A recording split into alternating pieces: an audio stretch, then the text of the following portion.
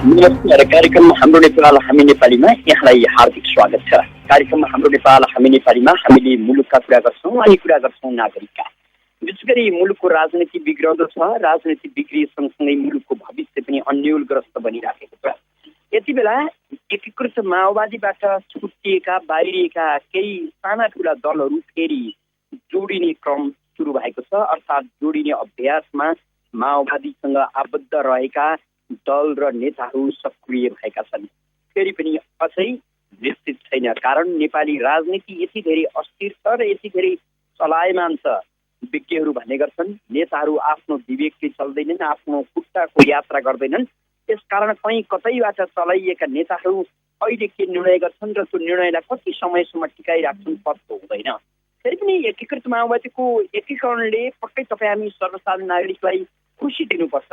मुलुकका राजनीतिक दल टुक्रिनुभन्दा एउटै हुनु, बलियो हुनु, धेरै दल बढिरहनुभन्दा थोरै दल बन्नुले देशको उन्नति प्रगतिमा पनि भूमिका खेल्न सक्छ। त्यस अर्थले तपाईँ हाम्रो कामना त्यो हुनुपर्छ र रहनुपर्छ कि माओवादी एक होस्, एउटै दल होस्। माओवादीबाट फुटेर टुक्रेर बाहिरिएका 5-7वटा दल र तिनका नेताहरू अब एक ठाउँमा उभिन्, एउटै मञ्चबाट मुलुकको भविष्यको कामना गरौँ। तपाईँ हाम्रो भविष्यको कामना गरौँ र मुलुकलाई विकास पथमा अगाडि लान सकुन्। यो हाम्रो कामनालाई माओवादी नेताहरू कति बुझ्छन्, कति जान्दछन्, यो भिन्न कुरा। तर फेरि पनि लेनदेन र पदमा अडिक रहेको राजनीतिले खासै देश र नागरिकको चिन्ता गर्छ भन्नु पनि यो उक्तिसङ्गत नहुन सक्छ, अर्थात् पत्यारिलो प्रमाण नहुन सक्छ।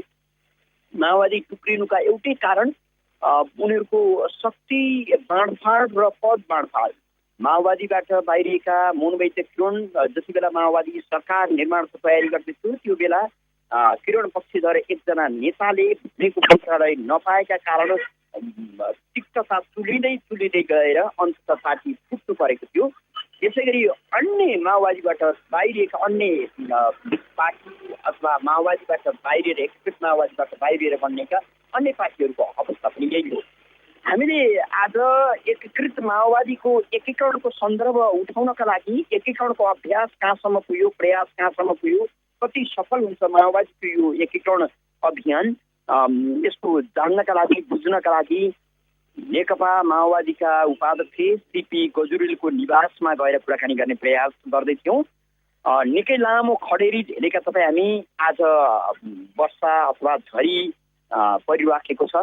यो झरी राम्रैसँग परोस् भन्ने फेरि पनि तपाईँ हाम्रो कामना।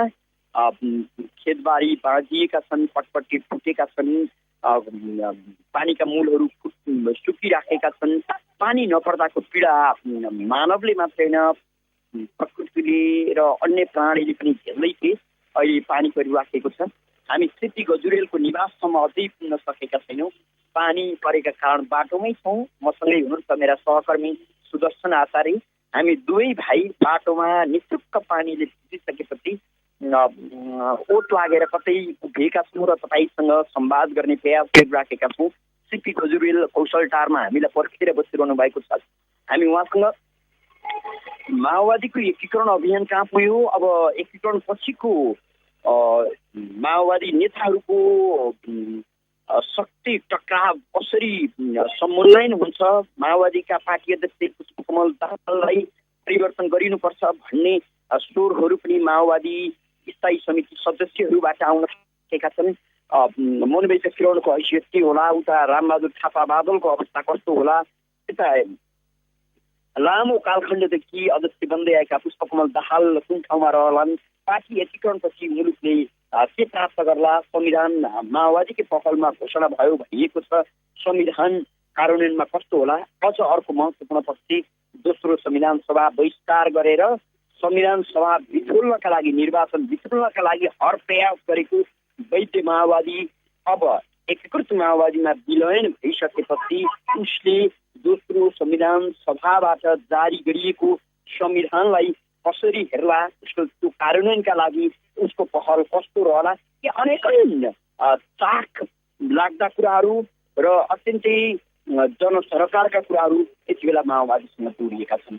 मुलुकको पहिलो पार्टी नेपाली काङ्ग्रेस अथवा दोस्रो पार्टी नेकपा एमाले र तेस्रो पार्टी माओवादी भइकन पनि फेरि पनि माओवादीको प्रभाव नेपाली राजनीतिमा अझै पनि छ। माओवादीको हुर्क्याइ धम्क्याइ अथवा चतुर्याइ नेपाली राजनीतिका लागि फलिफाप नै छ। विशेष गरी देश र जनताका लागि भन्दा पनि राजनीति र माओवादीकै नेताहरूका लागि। यस अर्थले पनि हामी सीपी गजुरेललाई पछ्याउँदै उनको निवासमा पुग्ने प्रयासमा छौँ। अहिले पानी परिराखेका कारण हामी बाटोमा अडिएका छौँ, बाटोमा रोकिएका छौँ। तपाईँसँग कार्यक्रममा जोडिन सक्दैछौँ। सीपी गजुरेलको वार्ता आजको कार्यक्रममा सम्प्रेषण गर्ने हाम्रो प्रयास असफल भएको छ। अब हामी तपाईँ श्रोता मित्रसँग कुरा गर्छौँ।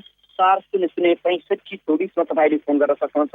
हामी मुलुकका कुरा, नागरिकका कुरा गर्छौँ यो कार्यक्रममा। विशेष गरी तपाईँको आवाजको शक्तिलाई मुखर गर्ने र सतहमा ल्याउने, अत्यन्तै निर्लज्ज बन्दै गएको, आक्रमणीय बन्दै गएको, उदासीन बन्दै र चरम स्वार्थको घेराबन्दीमा फस्दै गएको नेपाली राजनीति र त्यसका नेताहरूलाई खबरदारी गर्ने, तह लगाउने शक्ति तपाईँ हामी नागरिकसँग छ।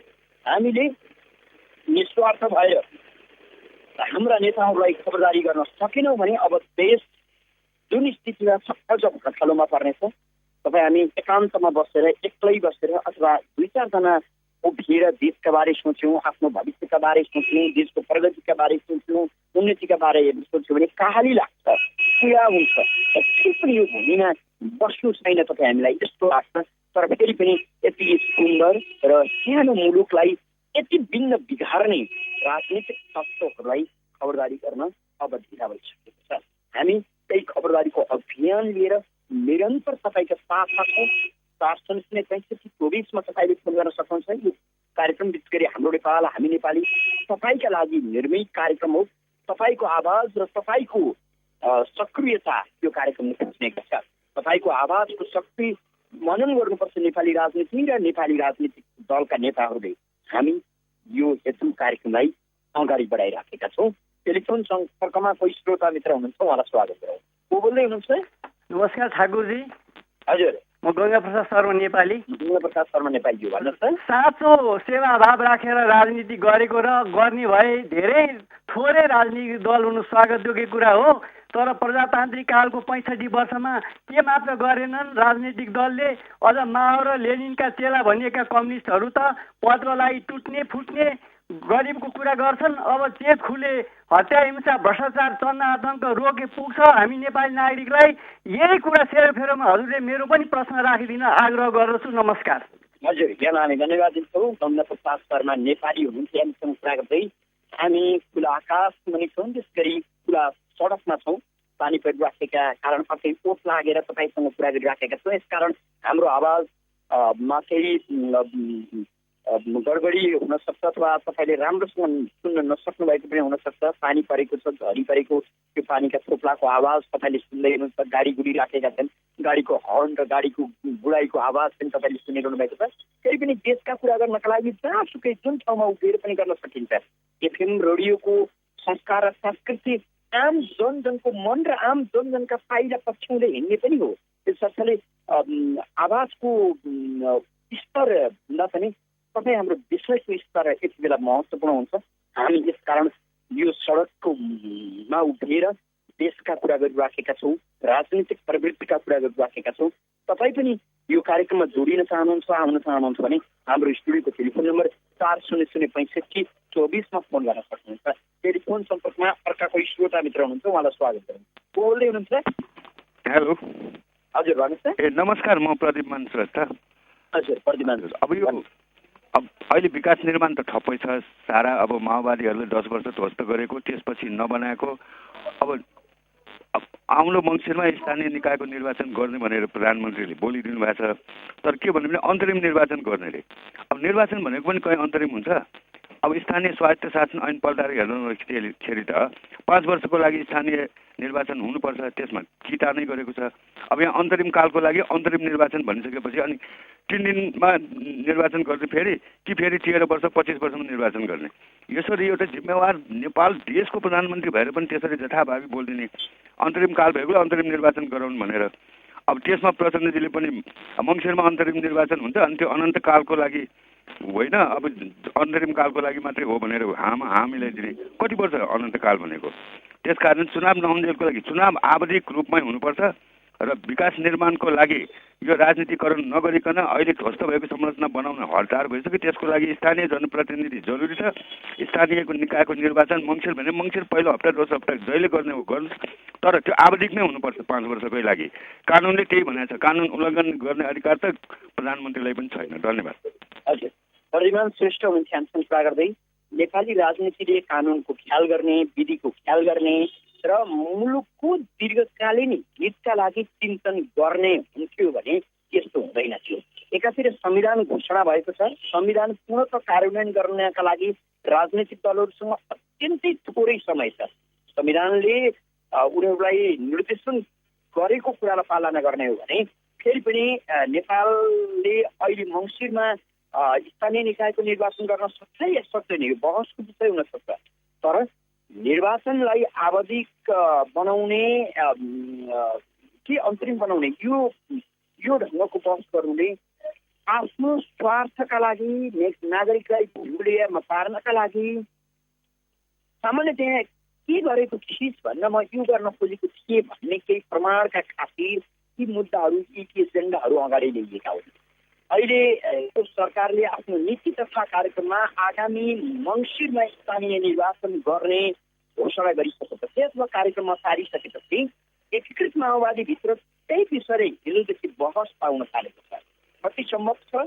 एकातिर संविधानले निर्देशित गरेको बाटो अर्कै छ, अर्कोतिर हामी स्थानीय निर्वाचनको कुरा गर्दैछौँ, अर्कोतर्फ सङ्घीय संरचनामा जाने हाम्रो मार्ग प्रशस्त भइसकेको छ। यसकारणले स्थानीय निर्वाचन सम्भव छ कि छैन, माओवादीभित्र पनि त्यो बहस हुन थालेको छ। त्यसो त दलहरूका लागि यस्ता महत्त्वपूर्ण घटनाहरू व्यापार हुन्। उनीहरू यसबाट केही आर्थिक उपार्जन गर्न सक्छन् र उनीहरूले यस्ता घटनाबाट आफ्नो राजनीतिक शक्ति आर्जन पनि गर्न सक्छन्। तर उनीहरूको यो व्यापार र शक्ति आर्जनको उपायका कारण सबै हाम्रो जिन्दगी समाप्त प्राय हुँदैछ र मुलुक आर्थिक रूपमा, न्यायिक रूपमा, राजनीतिक संस्कार र संस्कृतिका रूपमा ध्वस्त पनि हुँदैछ। तर दलहरू यसो गर्न चाहँदैनन्। हामी कार्यक्रममा हाम्रो नेपाल हामी नेपालीमा छौँ। कार्यक्रममा हामीले तपाईँ श्रोता मित्रसँग कुराकानी गरिराखेका छौँ, झरी परिराखेको छ। हामी बाटोमा छौँ।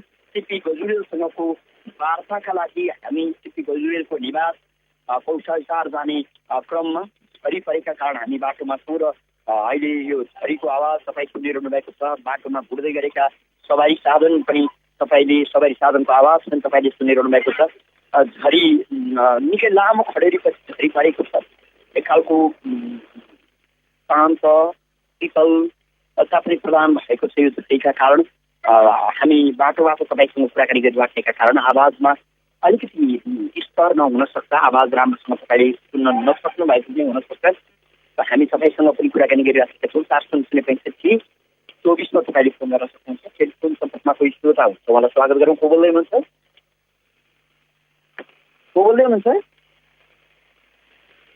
टेलिफोन सम्पर्कमा कोही श्रोता हुन्छ, को बोल्दै हुनुहुन्छ? हेलो, कोही टेलिफोन सम्पर्कमा हुनुहुन्छ, को बोल्दै हुनुहुन्छ? म बनस्थलीबाट निन्द्रबहादुर बस्ने। भन्नुहोस् न। हेलो नेत्रजी भन्नुहोस् सर। हेलो, सुनिएको छ भन्नुहोस् है। म निन्द्रबहादुर बस्ने त बनस्थलीबाट। अब तपाईँले पानी आयो भन्नुभयो, यहाँ त हाम्रो मेरो बनस्थलीतिर त अब त्यति सुरु भएको छैन, अलिअलि छ। र अब प्रचण्डले अब अरू पार्टीलाई त आह्वान गर्नु भएको छ। अब त्यो राम्रै कुरा हो, एक हुनुपर्छ। नेपालमा पार्टी धेरै छन्, अब राम्रै कुरा हो। तर अब उहाँले अध्यक्ष नै बन्नुहुन्छ कि अब अरूलाई मौका दिनुहुन्छ त? अथवा उहाँले चाहिँ अब भ्रममा पारेर अरूलाई चाहिँ उही बलुको बोको बनाएर सत्तामा टिकिरहनुहुन्छ कि? अब त्यही भागभण्ड नमिलेर अब चाहिँ बहिनी चाहिँ अब चुनावसम्म त्यागेर अब बाहिर बस्नु भएको हो। अब यहाँहरूको भूमिका के हुन्छ त? देशलाई बनाउने नीति के छ त?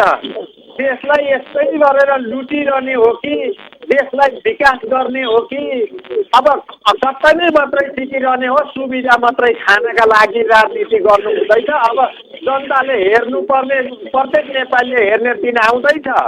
उहाँहरूले। किनभने अहिलेसम्म भूकम्प पीडितको हालत के छ? बर्खा लाग्यो, केही गरेका छैनन्। अब चाहिँ विदेशीले दिएको पैसा पनि आधाउधी खाइसक्यो भनेर सुनिन्छ। अब यही भागबन्ड नपुगेर अब एकता भएको होला सायद। अब योबाट कति लुट्न पाइन्छ?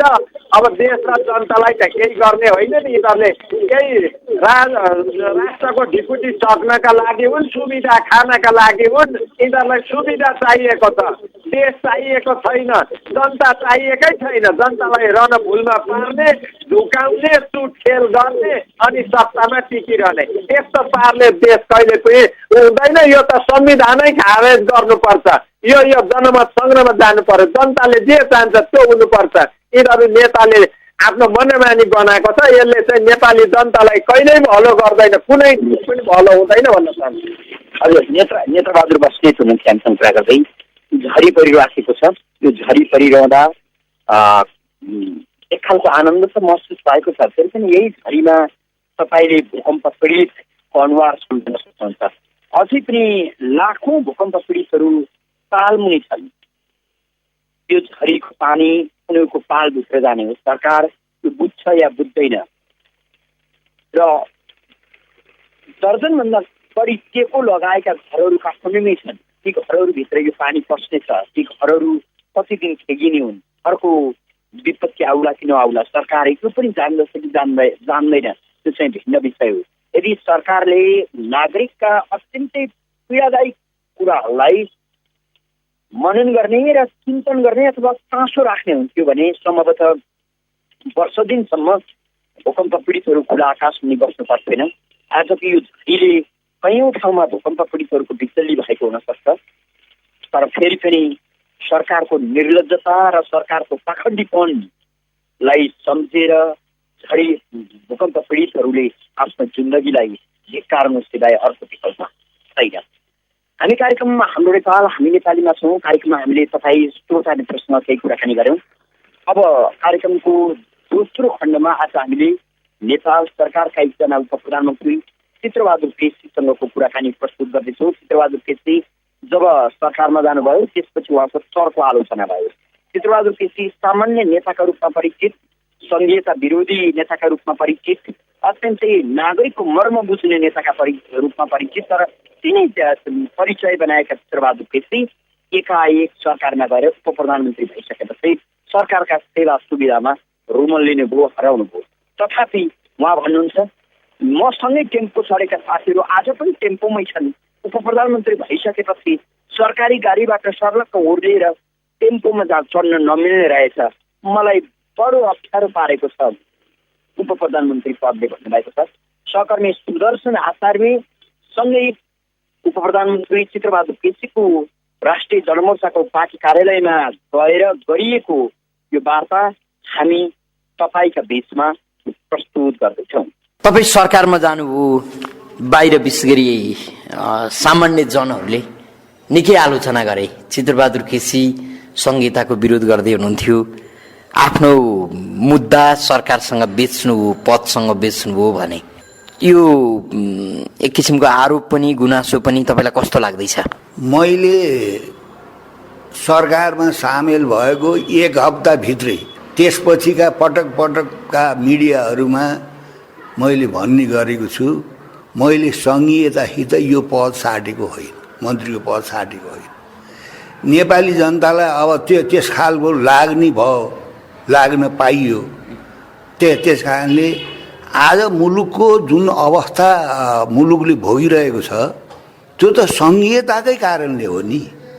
मैले चाहिँ सङ्घीयतालाई छोडेर मलाई सरकारमा सामेल गर्नु, सङ्घीयताको विरोध गर्दिन भनेर म सरकारमा गएको पनि होइन। यहाँले यसो भनिरहँदा संघीयता सहितको संविधानको कार्यान्वयन गर्ने महत्त्वपूर्ण ठाउँमा त पुग्नुभयो नि तपाईँ, होइन? यसो हो नि, नयाँ बनेको संविधानमा सङ्घीयता मात्रै छैन नि, लोकतन्त्र छ, गणतन्त्र छ, धर्मनिरपेक्षता छ, कतिपय नेपाली जनताका अहिलेसम्म नपाएका हक अधिकारहरू छन्। त्यो संविधानमा जुन पार्टीहरू, सरकारमा जुन पार्टीहरू सामेल भएका छन् ती सबैको एकमत छ र त्यो अहिले संविधान होइन। अब तेस्रो पार्टी माओवादीका चाहिँ मत थियो प्रत्यक्ष राष्ट्रपतीय प्रणाली हुनुपर्छ भन्ने, एमालेको मत थियो प्रत्यक्ष चाहिँ प्रधानमन्त्री पद्धति हुनुपर्छ भन्ने, होइन। अब त्यस्तै रापरपाको अब संवैधानिक राजतन्त्र हुनुपर्छ, धर्मसापेक्ष नेपाल हुनुपर्छ भनेको छ त। त्यस कारणले संविधानका अन्तर्वस्तुसँग विमति राख्ने र जनताको राष्ट्रको अहितमा जुन कुरा संविधानमा छन् ती चिजलाई त संशोधन गर्दै जाने हो नि। संविधानका अन्तर्वस्तुसँग केही कुरामा विमति भएपछि सरकारमा पाइहाल्न हुन्न, टेक्नै हुन्न भन्ने त सायद त्यो दुनियाँमा कहीँ पनि हुन्न। त्यस कारणले संघीयता हित राष्ट्रिय जनमोर्चाको स्पष्ट असहमति छ। अब हामीले संसदमा त्यसको संशोधन प्रस्ताव राख्छौँ संघीयता खारेज हुनुपर्छ भनेर।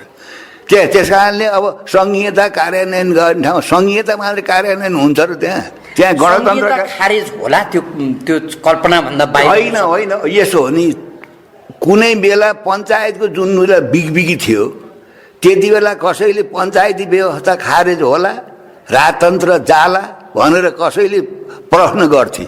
म आफैले बोकेको छु। जुन बेला निरङ्कुश पञ्चायती व्यवस्थाको विरुद्धमा म चाहिँ आफ्नो जागिरै छोडेर हाई स्कुल हेडमास्टर थिएँ, मैले जागिरै छोडेर भूमिगत भएँ। मेरा नातापाता इष्टमित्रले तपाईँहरू जस्ता पत्रकारले भन्थे राजतन्त्र जान्छ, पञ्चायती व्यवस्था जान्छ, यो निर्विकल्प व्यवस्था, यसको विरुद्धमा तपाईँले विरोध गर्नु भनेको पहरोलाई कुइनाले हान्नु हो। यस्तो दुस्साहस गर्ने हाई स्कुलमा चाहिँ हेडमास्टर भएको जागिर छोड्ने तपाईँ यस्तो मूर्खै गर्ने भनेर मलाई त्यति बेला सबैले खिचितिउरी गर्छ। मलाई के विश्वास थियो भने अब निरङ्कुश पञ्चायती व्यवस्था नेपाल र नेपालीको हितमा छैन, यो प्रजातान्त्रिक छैन, यो अलगतान्त्रिक छ। त्यस कारणले यो निरङ्कुश व्यवस्था जान्छ, यसको विकल्प बहुदलीय व्यवस्था भन्ने विश्वास थियो। त्यस कारणले संसारभरिबाट चाहिँ राजतन्त्र उखलिँदै गएका छन्, नेपालमा पनि राजतन्त्र रहन्न, गणतन्त्र आउँछ भन्दा हाम्रा कुरा कसले पत्याउँथ्यो हो। ठिक त्यस्तै अब अहिले त संघीयताको बारेमा संघीयता बोकेरै हिँड्नेहरूका मना पनि यति जौतिल पाकेको छ, उनीहरूलाई अब संघीयता यो देशमा हुन्न भन्न केले छेकेको छ, के स्वार्थले? उनीहरू भनेको एमालेका अध्यक्ष केपी शर्मा भनेको कांग्रेस सभापति प्रचण्ड नाम नलिउँ। नेपालका ठुला पार्टीहरू जो सरकारमा पनि छन्, सरकार बाहिर छन्, उनीहरूलाई संघीयताको विरोध राष्ट्रिय जनमोर्चाले गरेकोमा असाध्यै चाहिँ अब सुके लुतो कनाइदिए जस्तो हुन्छ। उनीहरूलाई यति घत पर्छ। त्यस कारणले अब मैले कसैको नाम लिन चाहन्न। अब बारम्बार भन्छन् यो संघीयता विरोधी आन्दोलन त अहिले त सेलायो नि, संघीयता विरोधी आन्दोलन कहाँ पुग्यो भनेर संघीयता विरोधी आन्दोलन गर्नका लागि ती दलका नेताहरूले अथवा दलहरूले तपाईँलाई उस्काउने आर्थिक सहयोग गर्ने गरेका त छैनन् नि? होइन, उक्साउने भन्दा पनि उनीहरूलाई पनि भन्न नसकेर हो, उनका स्वार्थ हुन्, व्यक्तिगत महत्त्वाकांक्षा हुन्, पार्टीका स्वार्थ हुन्। त्यस कारणले उनीहरूलाई अब यो संघीयता घाँडो भएको छ, यस्तो घाँडो भएको छ कि अब यदि नेपाली जनताले संघीयता विरोधी चाहिँ आन्दोलन नेपालमा उठाउँछन् भने त्यसलाई दबाउन चाहिँ यहाँ त्यति सजिलो चाहिँ छैन। सरकारमा अहिले विभिन्न विचारधारा भएका दलहरू छन्। अघि तपाईँले पनि भनिहाल्नुभयो, तपाईँले संघीयतालाई जुन नजरबाट तपाईँले व्याख्या गर्नुभयो नि, जस्तो त्यही सरकारमा भएको राप्रपा नेपाललाई पनि त लाग्दो हो नि यो गणतन्त्र चाहिँ एकदम घाँडो भएको छ भन्ने लाग्दो हो, उसलाई हिन्दू राष्ट्र नभई हुँदैन भन्दो हो, उसको नजरमा संविधान कार्यान्वयन हिन्दू राष्ट्र सहितको नेपाल भन्ने नै होला, जसरी तपाईँ संघीयता बाहेकको चाहिँ नेपालको कल्पना गर्दै हुनुहुन्छ। अब यो सरकारमा बसेका यी दलहरूले चाहिँ आफ्नो आफ्नो स्वार्थ अनुसारको संविधान कार्यान्वयन गर्ने हो? होइन, त्यो होइन नि। जुन कुरा मुलुकको लागि अहित छ त्यो संवैधानिक तरिकाले परिवर्तन गर्ने हो नि, होइन? अब जस्तो भन्नु न, 65 वर्षसम्म भूगोल र जनसङ्ख्यालाई आधार बनाएर अब चाहिँ निर्वाचन क्षेत्र बनाउने कुरा भयो। नेपालका राजनीतिक पार्टीहरूले मान्दै आए त्यही कुरा, त्यही भन्दै आए। नयाँ संविधानमा त्यही छ। संसारमा चाहिँ निर्वाचन क्षेत्र निर्धारण गर्दाखेरि भूगोल र जनसङ्ख्यालाई गराउने चाहिँ प्रचलन छ संसारैभरि। तर बाह्य शक्तिको दबावमा संविधान जारी भएको 17 दिनका दिन अघिल्लो सरकारलाई घोक्रे ठ्याक लाएर जनसङ्ख्याको आधारमा चाहिँ नि क्षेत्र निर्धारण गर्ने संशोधन गरे कि गरेनन्? त्यस कारणले राजनीतिक पार्टीहरूले संवैधानिक तरिकाले त्यो गल्ती गरे गरेनन्, त्यो कमजोरी गरे गरेनन्। राष्ट्रिय जनमोर्चाले त्यो कुरा मानेन, स्वीकार गरेन। म सरकारमा भए पनि मैले त्यो चाहिँ त्यस्तो प्रस्ताव चाहिँ विपक्षमा मत हालेको त तपाईँले देखिहाल्नुभयो। त्यस कारणले अब सकेसम्म आफ्नो विरोध आफै गर्दै आफ्नो आसनमा बसिरहने होइन, त्योभन्दा पनि सरकारमा गएको कारणले राष्ट्रको हितमा जनताको हितमा जस्ता निर्णय भए पनि सरकारमा बसिया नाताले अब पानी मन्सिया चाहिँ बोगाल जस्तो मन्टो हल्लाउनु पर्छ भन्ने म छैन। म चाहिँ त्यो पद जानी शर्तमा पनि मैले चाहिँ सङ्घीयतासित असहमत रहेको। त्यो पहिलो संशोधन प्रस्ताव जुन हो जनसङ्ख्यालाई आधार बनाएर चाहिँ निर्वाचन क्षेत्र निर्धारण गर्ने कुरा मैले चाहिँ त्यो कुरा मैले चाहिँ जानेर यो चाहिँ गलत छ, यो बेठिक छ। 65 वर्षसम्म यहाँका राजनीतिक पार्टीहरूले र संसारैभरिको चलन हो भूगोल र जनसङ्ख्यालाई आधार बनाएर निर्वाचन क्षेत्र बनाउनुपर्छ भन्ने कुरा। त्यस कारणले अब संविधान सभामा बस्दाखेरि पनि हामीले चाहिँ नयाँ बन्ने संविधानका राम्रा कुराको पक्षमा हामी वकालत गऱ्यौँ, छलफल गऱ्यौँ, अब त्यो कार्यान्वयन गर्नुपर्छ भन्यौँ। अब सरकारमा गएपछि पनि संविधानका राम्रा असल कुरा कार्यान्वयन गर्नुपर्छ भनिरहेका छन्।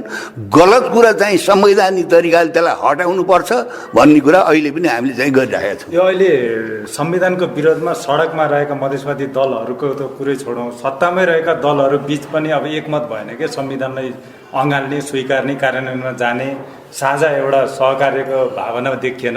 अनि संविधानको बाहिर रहेका संविधान विरोध गरेका दलहरूलाई चाहिँ अब कसरी सहमतिमा ल्याउने? सरकारमा बस्नेहरूले संविधानमा भएका आफ्ना विमतिलाई अहिले जति पार्टी छन् त्यो उनीहरू संविधान सभाको मत के थियो मैले अहिले पनि भने, कोही प्रत्यक्ष राष्ट्रपति प्रणाली, कोही प्रत्यक्ष तपाईँ चाहिँ के अब प्रधानमन्त्री प्रणाली, कोही राजतन्त्रवादी होइन, यस्ता थिए। विभिन्न विचार त आउँछ नि, विचार त हुनसक्छ समाजमा होइन। त्यसो हुनाले त्यो संविधानभित्र भएका कतिपय विषयहरूमा विमति राख्नै पाइन्न, असहमति राख्नै पाइन्न। त्यसलाई चाहिँ आँखा चिम्लेर मान्नुपर्छ भन्ने होइन, तर त्यसलाई परिवर्तन गर्ने संवैधानिक तरिकाले हो नि होइन। कसैले चाहिँ अब धर्मनिरपेक्ष देश नेपाल बनाउनु पर्छ भन्ने कुरा नि प्रजातन्त्रमा लोकतन्त्रमा उसले भन्न पाउन्न। सङ्घीयता यो मुलुकको लागि अहित छ, बेठिक छ। प्रजातान्त्रिक विकेन्द्रीकरणको आधारमा राज्यको पुनर्संरचना गर्नुपर्छ। त्यस कारणले यसलाई संवैधानिक तरिकाले यसलाई संशोधन गर्नुपर्छ, संविधानका अरू कुरालाई संस्थागत गर्नुपर्छ। जुन कुरा गलत छन् त्यो कुरालाई चाहिँ संशोधन मार्फत संवैधानिक तरिकाले यसलाई हटाउनुपर्छ भन्ने कुरा के गलत हो र? त्यो त अधिकार हो नि, प्रजातन्त्रमा चाहिँ आफ्नो मत राख्न पाइयो नि। अब मधेसवादी दलहरूको आन्दोलन अझै रोकिएको छैन, नयाँ आन्दोलनको नयाँ कार्यक्रमहरूको घोषणा गर्दैछन्। कसरी उनीहरूलाई सहमतिमा ल्याउने त? उहाँहरूले अहिले पनि तपाईँलाई स्पष्ट भनौँ, मधेसमा जमिनदारी प्रथा छ, अहिले पनि दास प्रथा छ, अहिले पनि कैयौँ सामाजिक विकृति विसङ्गति छ। डरलाग्दा त्यतातिर होइन कि ध्यान नेपालको समथर भूभागलाई, 20वटै जिल्लालाई पहाडबाट अलग गर्नुपर्छ भन्ने माग हो। अब त्यो मागका पछाडि ती तराईका जमिनदार मात्र हिँडेका छैनन्, उनका पछाडि अन्तर्राष्ट्रिय शक्ति केन्द्रले समेत बोकेर हिँडेका छन्। त्यस कारणले नेपाली जनताले यो अब बुझिसकेका छन् कि अब तराईको असली माग के हो। असली माग तराईको चाहिँ समथर भूभागलाई पहाडबाट हिमालबाट अलग गर्ने माग हो। त्यस कारण त्यो माग नाजायज छ। तराईमा सामन्ती व्यवस्था, अब केन्द्रीकृत व्यवस्था होइन, अब त्यस्ता बेलामा अब तराईका जनतामाथि विभेद गर्ने, शोषण गर्ने, अन्याय गर्ने, अत्याचार गर्ने त त्यहीँकै जमिनदार पनि हुन्।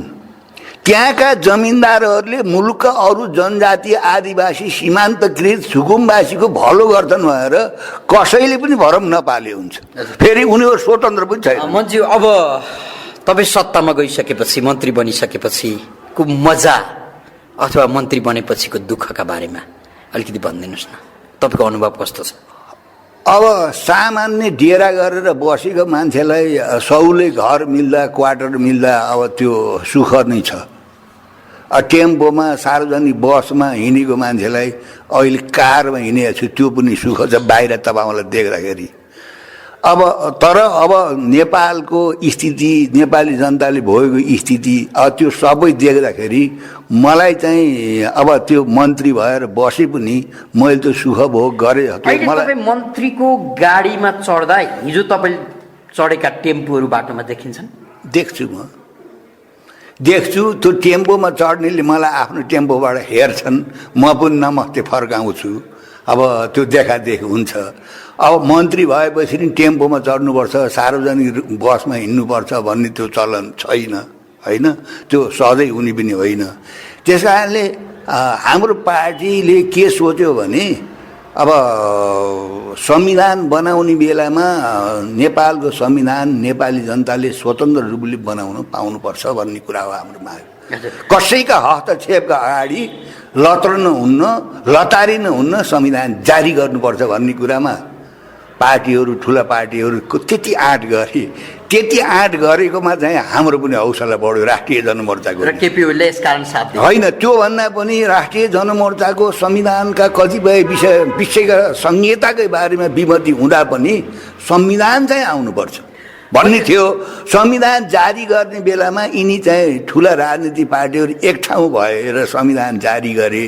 संविधान जारी गरेपछि यसलाई कार्यान्वयन गर्ने कुरा जारी गर्दाखेरि जुन अप्ठ्यारो छ, कार्यान्वयन गर्ने कुरा पनि त्योभन्दा अप्ठ्यारो छ। त्यस कारणले त्यो कार्यान्वयन गर्ने कुरामा पनि चाहिँ सामेल हुनुपर्छ, सहयोग गर्नुपर्छ। अब प्रधानमन्त्रीज्यू त अझै पनि मन्त्री थप्दै हुनुहुन्छ।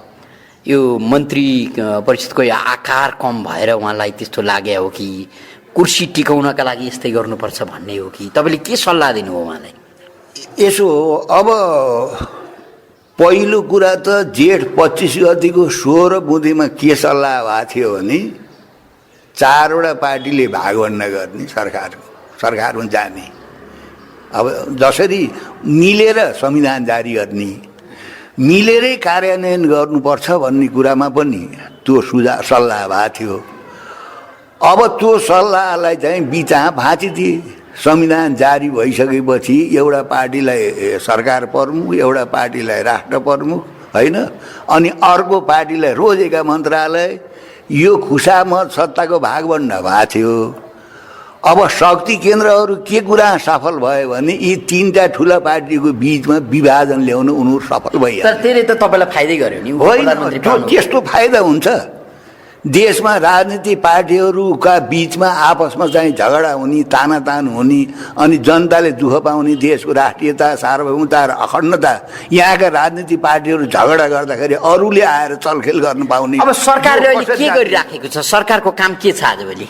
अहिले सरकार पुनर्निर्माणमा लागिरहेको छ। पुनर्निर्माणको कामलाई पहिले भन्दा धेरै तदारु कस्तो खिल्ली उडाउँछन् पुनर्निर्माणको कामलाई? होइन, त्यो त मैले पहिले भने नि, जनताले अब यो उबाट यो चाहिँ के अरे भूकम्पबाट जुन पीडा पाए, राज्यले जति गर्न सक्नु पर्थ्यो, नेपाली जनतालाई हारगुहार दिन सक्नु पर्थ्यो, कमसेकम चाहिँ खुला आकाश मुनिबाट जोगाएर राख्न सक्नु पर्थ्यो। त्यो सरकारका कमी कमजोरी त मैले स्वीकार गरिहालेँ। तपाईँले आफूले गर्न खोजेको, जस्तो अब तपाईँ त कम्युनिस्ट सिद्धान्तबाट प्रेरित भएर यहाँसम्म जीवन बाँच्नुभयो, सादगी जीवन बाँच्ने प्रयास गर्नुभयो, तपाईँले पक्कै पनि त्यो गरिब नागरिकलाई सम्झिनुहुन्छ।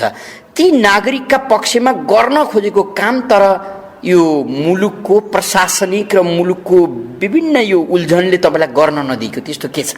यसो नेपालको अहिलेसम्मको परिवर्तन मात्रात्मक परिवर्तन हो।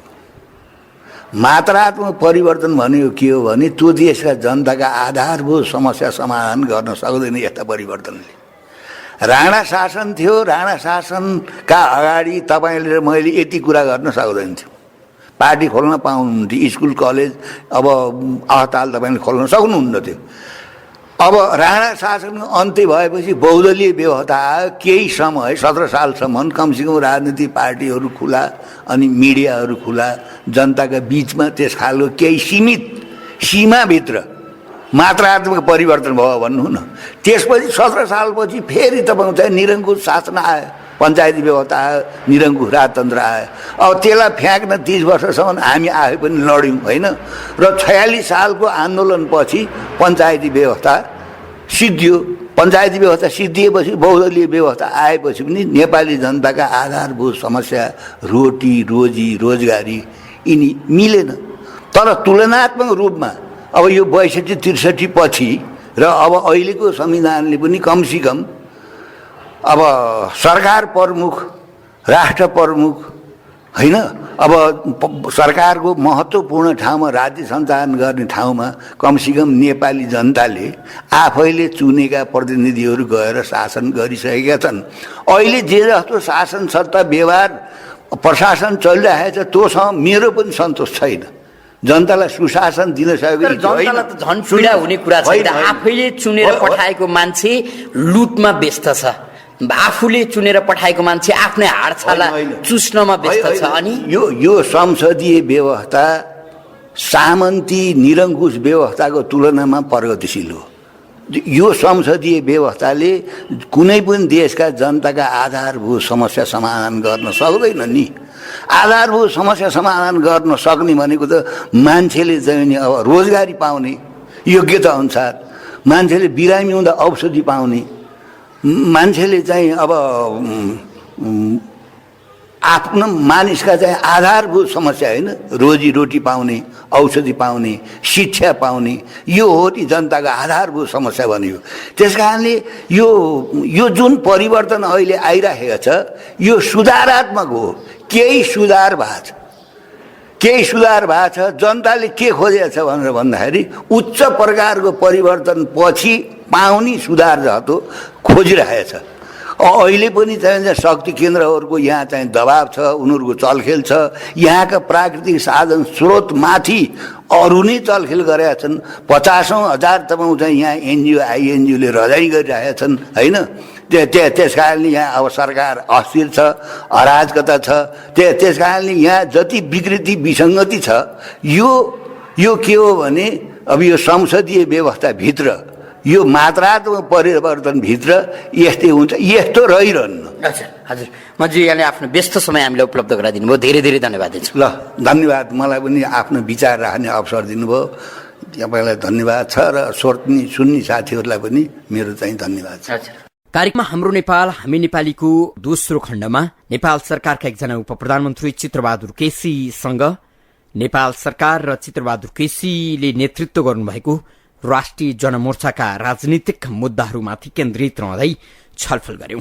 कार्यक्रममा हाम्रो नेपाल हामी नेपाली सुनेर साथ दिनुहुने सम्पूर्ण श्रोता मित्रलाई धेरै धेरै धन्यवाद दिँदै सहकर्मी मित्र सुदर्शन आचार्य र अनिश साक्यका साथमा ठाकुर बेलबासी बिदा हुन्छु। नमस्कार।